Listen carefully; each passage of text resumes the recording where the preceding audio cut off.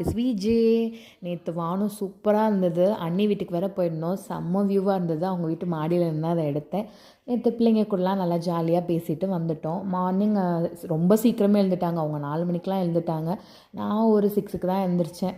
அவங்க எனக்கு ஏதாவது ஈஸியாக பண்ணி கொடுத்துருப்பா அப்படின்ட்டாங்க. ஈஸினாலே எனக்கு தக்காளி சாதம் தான். அதுதான் நான் வேகமாக பண்ணிவிடுவேன். 7க்குலாம் கிளம்பணும்னு சொன்னனால அது மட்டும் கொடு போதும், நான் ஏதாவது ஸ்நாக்ஸ் வாங்கிக்கிறேன் அதுக்கு தொட்டுக்கன்னு சொல்லிட்டாங்க.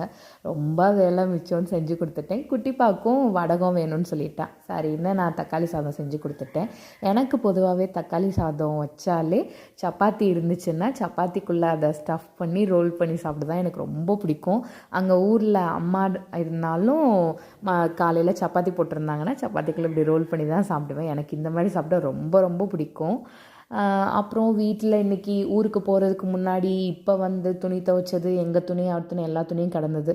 இன்றைக்கி நாளைக்குன்னு கடத்திட்டு இருந்தேன். சரி இன்றைக்கி ஒரு வழியாக முடிச்சிடலான்னு சொல்லிவிட்டு அவர் துணி எல்லாத்தையும் அடித்து கொஞ்சம் அந்த ஏரியாவை நீட் பண்ணிவிட்டு தம்பியோட விளையாட்டு ஜாமானே எடுத்து வச்சுட்டேன். ரொம்ப நாள் கழித்து இன்றைக்கி நானாக இருந்தேன்.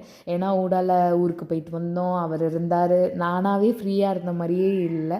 இன்றைக்கி ரொம்ப நாள் கழிச்சு எனக்கான மீ டைம் கிடச்சிச்சு. ஸோ சட்டுன்னு எல்லா வேலையும் முடிச்சுட்டு குளிச்சுட்டு எனக்கு பிடிச்ச படத்தை பார்த்துட்டு இன்றைக்கி கொஞ்சம் நல்லா போச்சு டே. ஈவினிங் அவங்க எங்கேயாவது வெளியே போகலான்னு சொன்னாங்க. அண்ட் தோசை மாவு இருக்கனால நோ ப்ராப்ளம், தோசை ஊற்றிட்டு இன்றைக்கி டேவை முடிச்சிடலாம். உங்களுக்கு இன்றைக்கி டே எப்படி போச்சுன்னு கமெண்ட்டில் சொல்லுங்கள். Tata bye bye.